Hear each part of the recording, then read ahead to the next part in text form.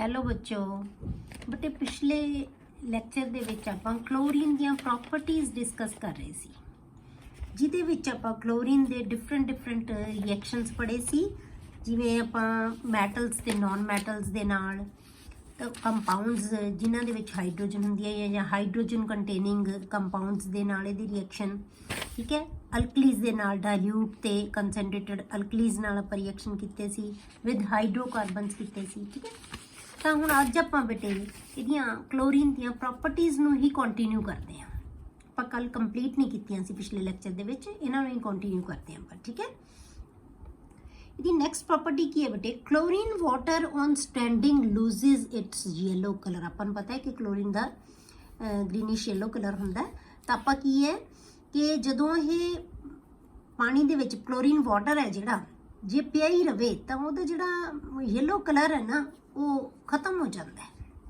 ਇਹ ਲੂਜ਼ ਕਰ ਦਿੰਦਾ ਆਪਣਾ colour due to formation of HCl and HOCl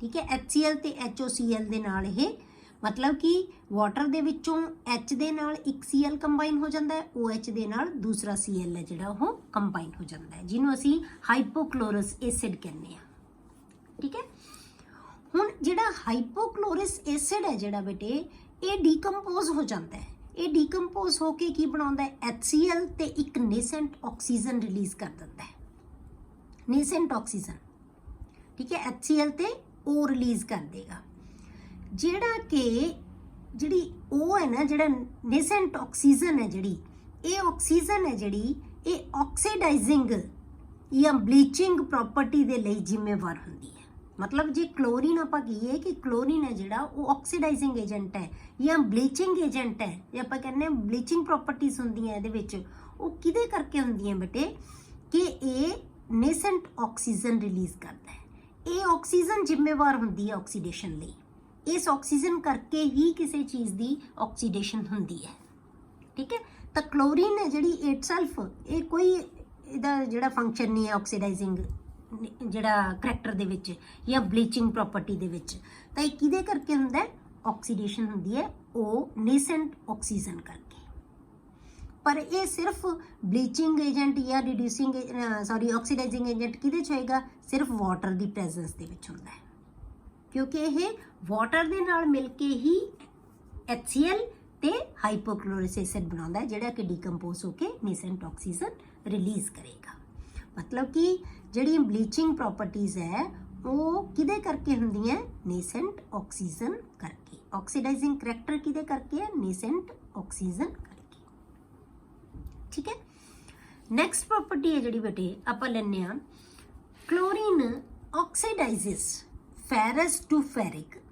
ਮਤਲਬ ਆਕਸੀਡਾਈਜ਼ਿੰਗ ਕਰੈਕਟਰ ਹੋਣੇ ਦਾ ਹੈਗਾ ferrous to ferric sulphide to sulphate sulphur dioxide to sulphuric acid and iodine to iodic acid मतलब इन्हों ऑक्सीडाइज कर देंगे है क्योंकि ये ऑक्सीडाइजिंग प्रॉपर्टी है तो इन्हों ऑक्सीडाइज कर देता है ठीक है आप लवेंगे जिवें फेरस सल्फेट ले लिया FeSO4 sulphuric acid plus Cl2 तो इन्हें की बना लेना ferric sulphate plus HCl sodium sulphite ले लिया इनू क्लोरीन ने रिएक्ट किया इहदे नाल क्लोरीन ने तो की बना लिया सोडियम सल्फेट सल्फाइट नू सल्फेट दे विच कन्वर्ट करता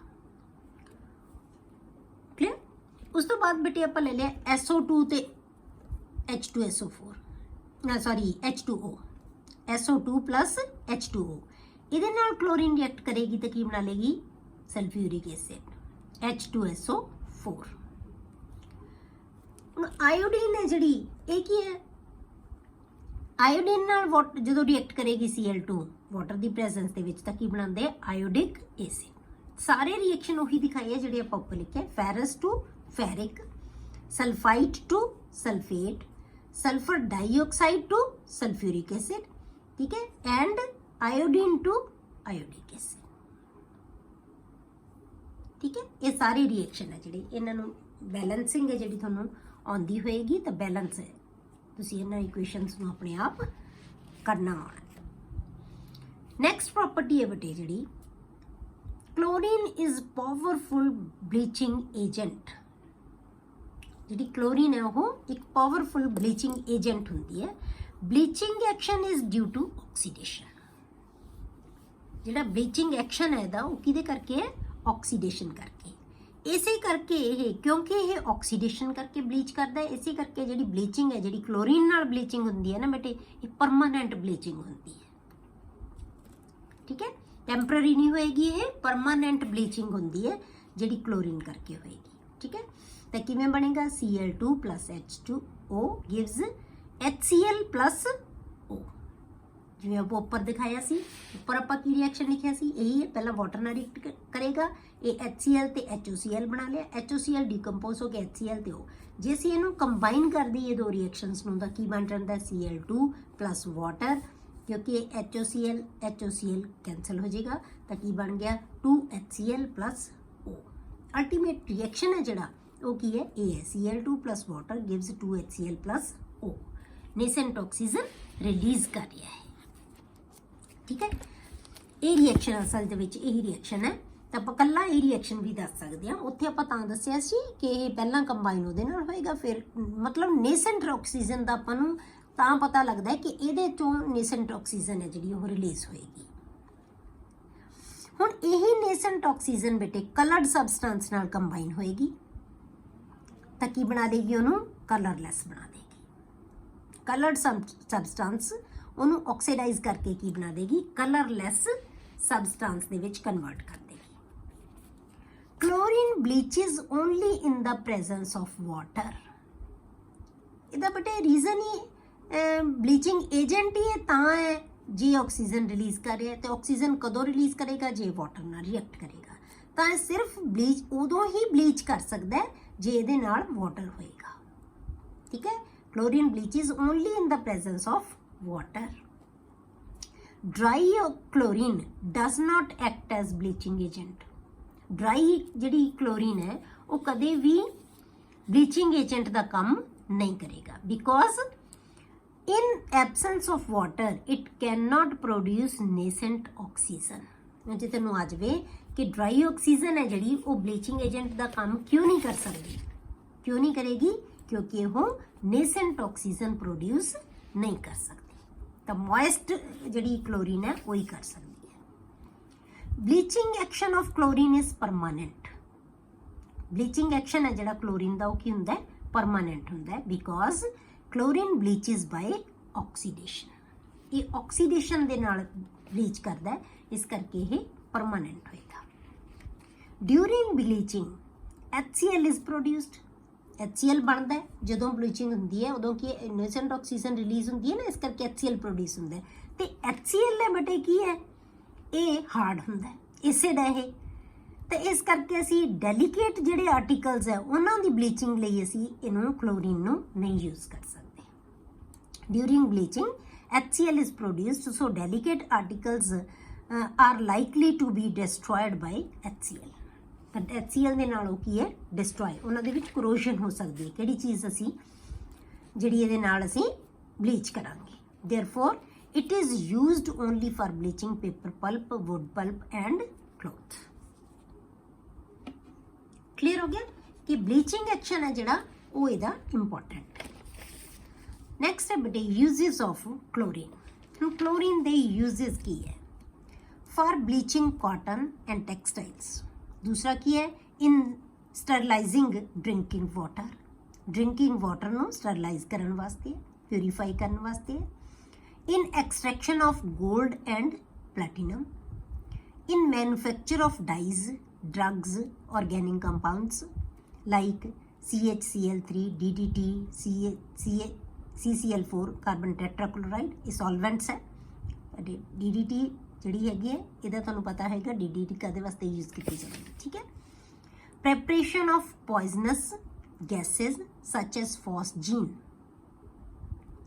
tier gas CCl3NO2, tear gas, mustard gas Cl CH2 CH2S CH2 ਇਹਨੂੰ ਮਸਟਰਡ ਗੈਸ ਕਹਿ ਦਿੰਦੇ ਆ।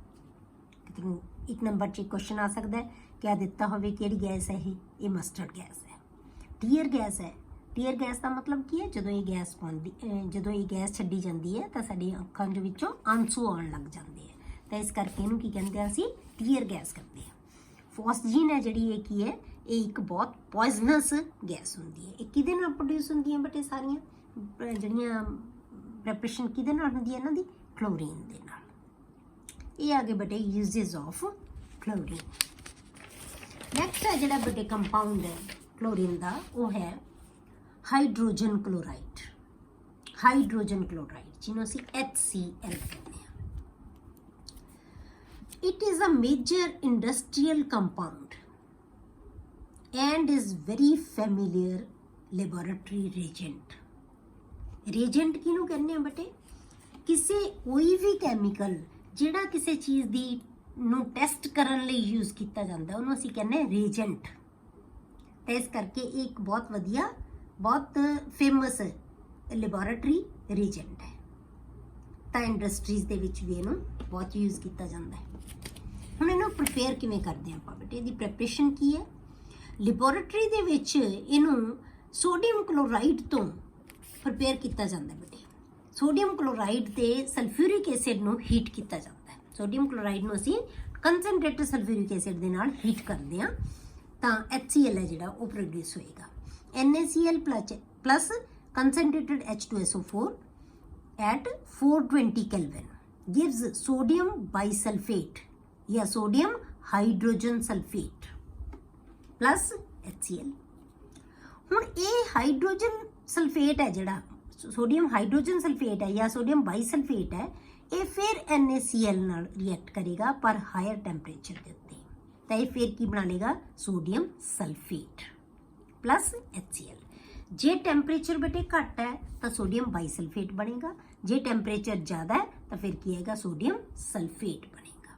ਕਿਉਂਕਿ ਫਿਰ ਸੋਡੀਅਮ ਬਾਈਸਲਫੇਟ ਫਿਰ NaCl ਨਾਲ ਰਿਐਕਟ ਕਰ ਲੇਗਾ ਤਾਂ ਕੀ ਬਣਾ ਦੇਗਾ, ਇਹ ਸੋਡੀਅਮ ਸਲਫੇਟ ਦੇ ਵਿੱਚ ਕਨਵਰਟ ਹੋ ਜਾਏਗਾ। ਠੀਕ ਹੈ। HCl gas can be dried by passing through concentrated sulphuric acid.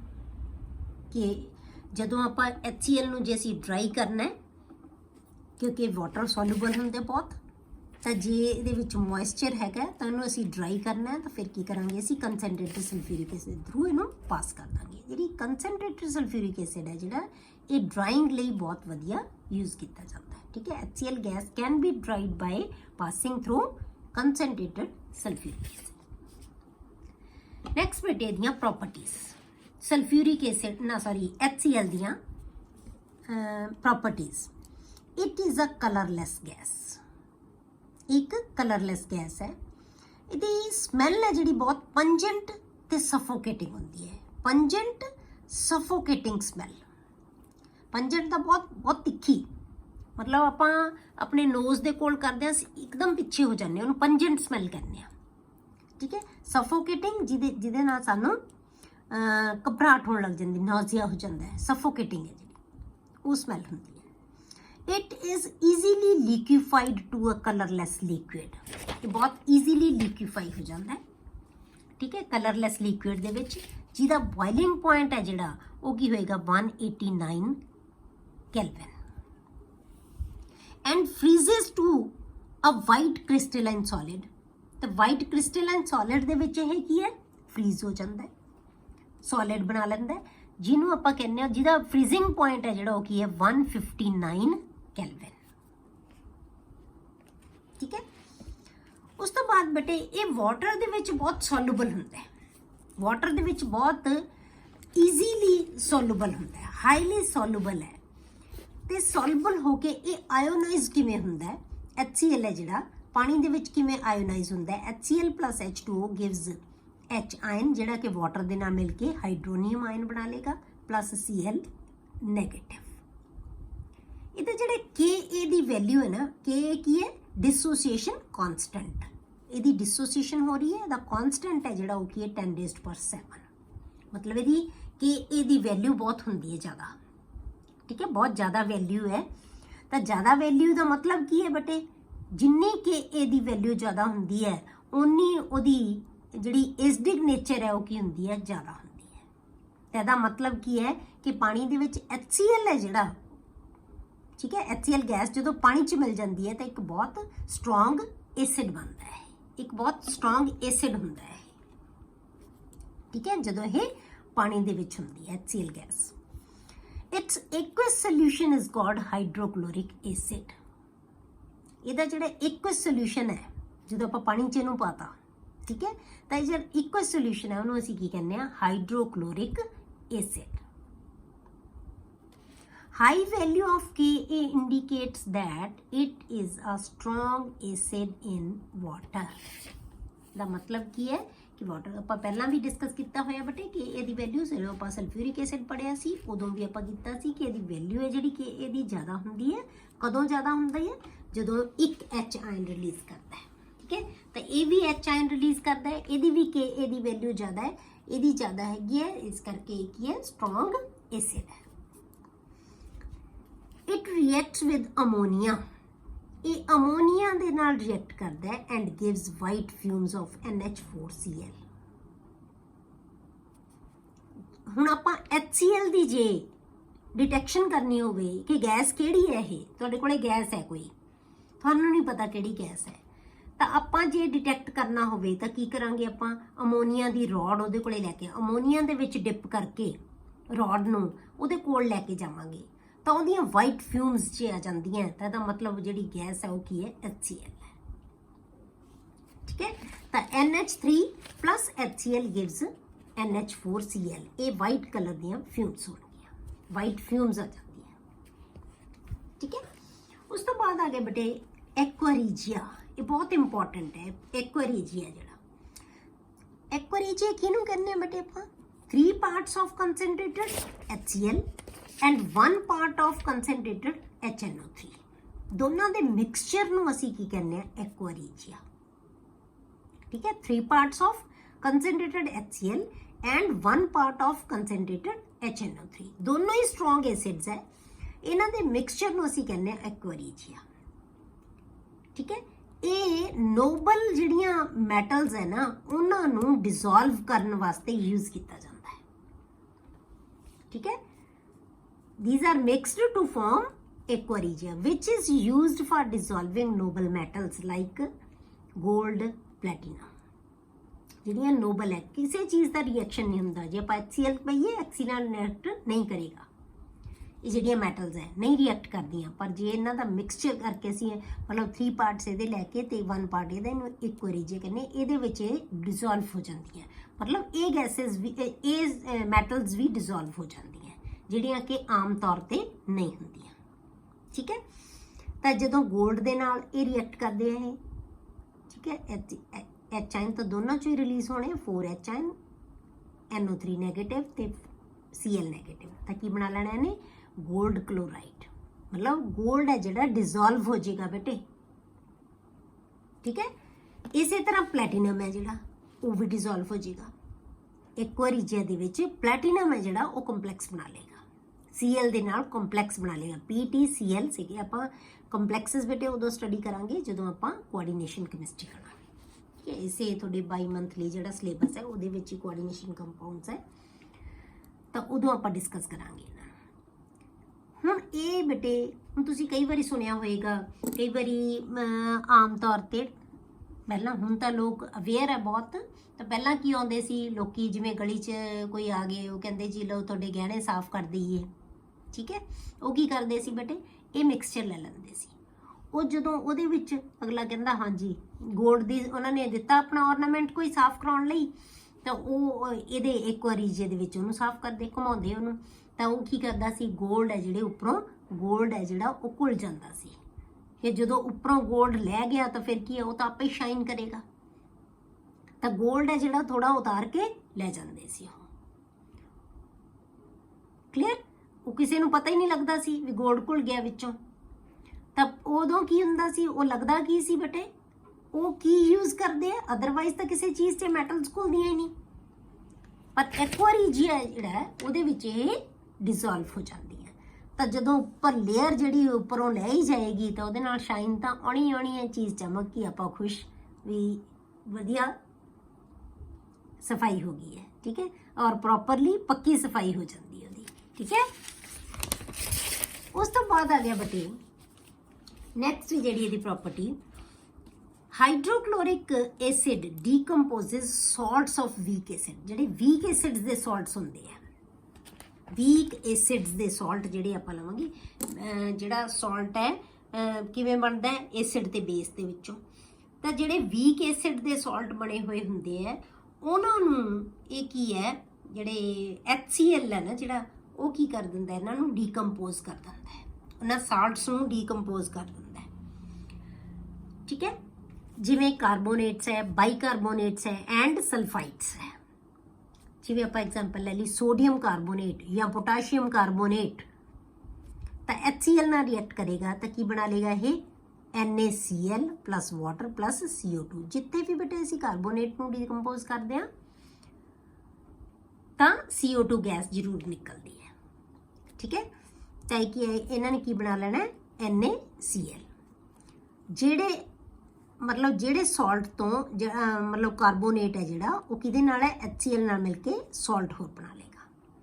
ਇਵੇਂ ਅਸੀਂ ਸੋਡੀਅਮ ਦਾ ਬਾਈਕਾਰਬੋਨੇਟ ਹੈ, ਉਹ HCl ਨਾਲ ਰਿਐਕਟ ਕਰੇਗਾ ਤਾਂ NaCl ਫਿਰ ਬਣਾ ਲੇਗਾ plus water plus carbon dioxide. ਇਸੇ ਤਰ੍ਹਾਂ ਸਲਫਾਈਡ ਰਿਐਕਟ ਕਰੇਗਾ HCl ਨਾਲ ਤਾਂ ਸੋਡੀਅਮ ਦਾ ਫਿਰ ਕਲੋਰਾਈਡ ਬਣੇਗਾ ਪਲਸ ਵਾਟਰ ਪਲਸ SO2। ਹੁਣ SO2 ਨਿਕਲੇਗਾ। ਠੀਕ ਹੈ, ਤਾਂ ਇਹ ਸਾਰੇ ਦੇ ਸਾਰੇ ਸਾਲਟ ਹੈ ਜਿਹੜੇ, ਉਹ ਕਿਹਨਾਂ ਦੇ ਹੈ ਬੇਟੇ, ਵੀਕ ਐਸਿਡਸ ਦੇ। ਇਹ ਵੀਕ ਐਸਿਡਸ ਦੇ ਸਾਲਟ ਹੈ। ਉਸ ਤੋਂ ਬਾਅਦ ਹੈ ਬੇਟੇ HCl ਹੈ ਜਿਹੜਾ, react with active metals. Active metals ਦੇ ਨਾਲ ਰਿਐਕਟ ਕਰਕੇ ਹਾਈਡਰੋਜਨ ਰਿਲੀਜ਼ ਕਰਦਾ ਹੈ ਬੇਟੇ, ਹਾਈਡਰੋਜਨ ਦੀ ਲਿਬਰੇਸ਼ਨ ਹੁੰਦੀ ਹੈ ਇਹਦੇ ਵਿੱਚ। HCl reacts with active metals like Na, Zn, Mg, Fe, Al, etc. with the liberation of hydrogen gas. Hydrogen gas ਨੂੰ ਲਿਬਰੇਟ ਕਰਦਾ ਹੈ। ਅਤੇ ਸਾਰਿਆਂ ਨਾਲ ਆਪਾਂ reaction ਦਿਖਾਤੀ। Na plus HCl gives NaCl, Zn plus HCl, ZnCl2। ਹਰੇਕ ਦੇ ਵਿੱਚ ਹਾਈਡਰੋਜਨ ਗੈਸ ਪ੍ਰੋਡਿਊਸ ਹੋਏਗੀ।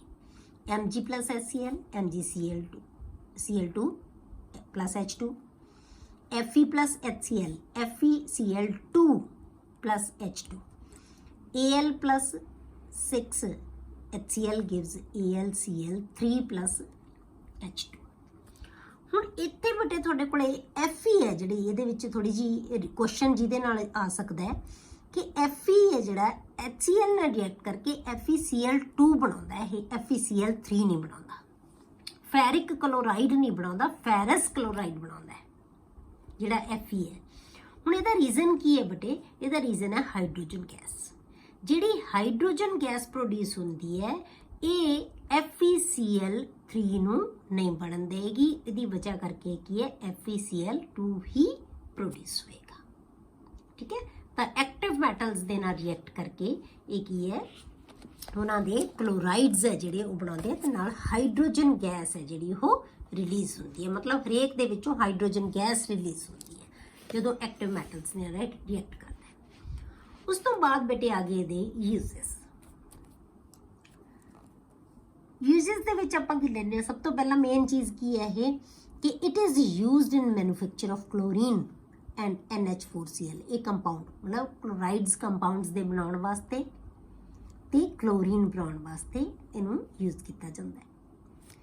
Manufacture of glucose by hydrolysis of starch. ਜਦੋਂ ਸਟਾਰਚ ਦੀ ਹਾਈਡਰੋਲਿਸਿਸ ਕਰਦੇ ਆ ਤਾਂ ਇਹ ਕੀ ਬਣਾ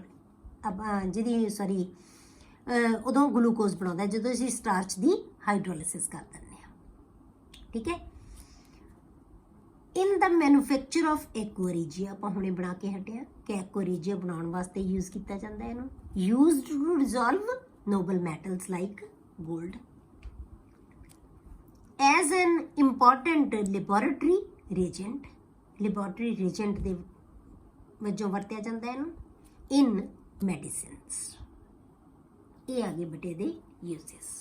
ਠੀਕ ਹੈ, ਇਹਦੇ ਵਿੱਚੋਂ ਇੱਕ ਬਸ ਲਾਸਟ ਤੁਹਾਡਾ ਲੈਕਚਰ ਹੋਰ ਹੋਏਗਾ ਬਟ ਗਰੁੱਪ 17 ਦੇ ਵਿੱਚ ਆਪਾਂ ਨੇ ਦੋ ਹੀ ਚੀਜ਼ਾਂ ਰਹਿ ਗਈਆਂ, ਇੱਕ ਇੰਟਰ ਹੈਲੋਜਨ ਕੰਪਾਊਂਡਸ ਤੇ ਦੂਸਰਾ ਹੈਗਾ ਆਕਸੋ ਐਸਿਡਸ।